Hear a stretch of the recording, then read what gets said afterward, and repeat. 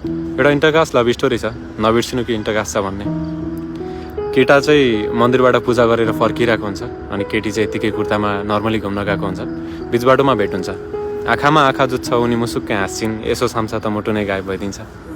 अब त्यो भन्छ नि कोही राम्री लाग्यो भने साथी आइडी देन त होला होइन, त्यही अनुसार उसले एउटा सोसल मिडियाको पात्र पाउँछ। उसले भन्छ कि कलियुगमा आई लभ यु भन्छन् तर म आई लभ युमा विश्वास गर्दैन। यदि बनाउन सक्छौ त मलाई आफ्नो बनाउनु, म आधी रातमा तिम्रो लागि चिया बनाउन सक्छु। माया उमेरको पर्वा कहाँ गर्छ र, म आफ्नो कपबाट तिमीलाई चिया पिलाउन सक्छु। यो वचन, यो कसम, यो ठुलो ठुलो कुराहरू मलाई आउँदैन। तिमी भन मात्र टेन्सनमा म तिम्रो टाउको दबाउन सक्छु। बढी कमाउँदैन न त बढी धन सम्पत्ति छ, तर मायाले तिम्रो लागि झुम्का अनि सिन्दुर ल्याउन सक्छु। ठुलो गाडी छैन मसँग, तर साँझ पर्दा तिम्रो हातसम्म त्यो गली र चोक डुलाउन सक्छु।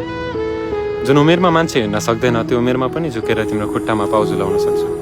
माया छ बसेको तिमीमा, तर तिम्रो थाहा छैन। तिमी भन मात्र एकतर्फी माया पनि ठुलो जिम्मेवारीका साथमा निभाउन सक्छु। कलियुगको देखावटी बोयफ्रेन्ड चाहिँ भन्न सक्दैन, तर अथाह मायाले तिमीसँगै हिँड्ने तिम्रो हमसफर भन्न सक्छु। जति नै अप्ठ्यारो परिस्थिति किन नहोस्, तिमी मेरो हातसम्म हिँड्नु, म तिम्रो जीवन साथी भन्न सक्छु। यो प्रेम प्रस्ताव भयो तिमीलाई, सोचेर सम्झेर अनि मेरो बारे बुझेर उत्तर दिनु, म पर्खिबस्छु। त्यसपछि केटीले चाहिँ स्वीकार्छन्। अब थुप्रो वार्तालाप हुन्छ, एउटै चिया पसलमा भेटिनु, एउटै आकाशमुनि बसेर बेग्लै सपनाहरू बुन्नु। अनि कन्भर्सेसन हुँदाहुँदै, वार्तालाप हुँदाहुँदै केटाको लाइफमा केही जिम्मेदारी थपिन्छ, ऊ चाहिँ परदेश जान्छ। अनि त्यहाँबाट एउटा खत लेख्छ, प्रेम सन्देश भन्ने। उसले भन्छ कि मेरो हरेक सपनाहरू पुरा भएनन्, यदि मैले तिमीलाई सपनामा साँचे भने तिमी पनि हराउँछौ कि, त्यही भएर तिमी मेरो विपनामै आइदियो होला। उसले भन्छ मेरो हरेक सपनाहरू पुरा नभए जस्तै तिमीलाई सपनामा साँचेर राख्नु छैन, तिमी मेरो विपनामै सीमित भइदिनु। हरेक ढलेको साँझ झै म हार्दा या सपना बुन्न खोज्दा खोज्दै कति थाकेँ भने मलाई अङ्गालोमा भेरिदिनु। मेरो थाकेको शरीरले माया पाउँदा सब भुलिदिनेछ। हो सबै सपना तिम्रो लागि साँचौँला, हामी नि कहिल्यै नछुट्टिने गरी सबैलाई खुसी बनाइ बिहे गरौँला।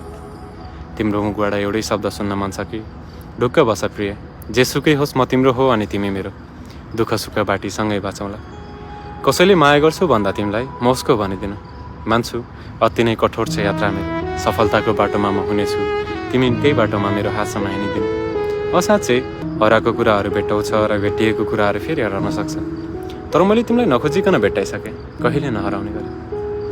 हेर न, भाग्यले जुराइसक्यो, कतै हराउला भिडमा दौडिँदै खोज्दै आउनु, कतै सङ्घर्षको यात्रामा अल्झिँदा कुराहरू कम हुन सक्छ, तर माया नमार्नु।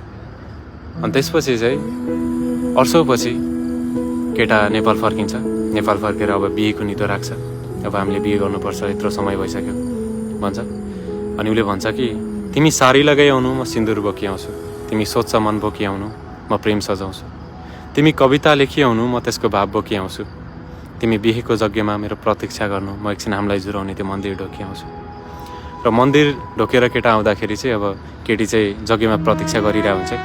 अब नेपाली समाजलाई थाहा हुन्छ कि इन्टरकास्ट छ, हाम्रो चरित्र हिनाबिना हुन्छ, अब हामीले मुख देखाउन बाटो रहँदैन। अनि त्यसपछि चाहिँ दुइटैलाई अलग अलग कोठामा थुनिदिन्छन्। अनि महिनौ बित्छ, महिनौ बितेपछि उनीहरूलाई थाहा हुन्छ कि अब हामी एक हुन सक्दैनौँ र दुइटैले अलग अलग कोठामा सुसाइड गर्छन्। त्यसपछि एउटा साथी आउँछ वर्षौँपछि उसको गाउँमा। उसले भन्छ कि दुईजना मेरो साथीहरू थियो, एकअर्कालाई असाध्यै माया गर्थ्यो, उनीहरूको बारे केही सुनाउनु भन्दाखेरि त्यहाँको गाउँलेले केही यसरी जवाब दिन्छन् कि एउटा सुन्दर प्रेम जोडी थियो, एउटा सुन्दर प्रेम जोडी थियो, दुवैको सँगै जिउने मिठो सपना थियो। प्रेम असफल हुँदा आत्महत्या गरे दुवैले, माया गर्ने मुटु एउटै थियो तर चिहान फरक थियो, माया गर्ने मुटु एउटै थियो तर चिहान फरक थियो।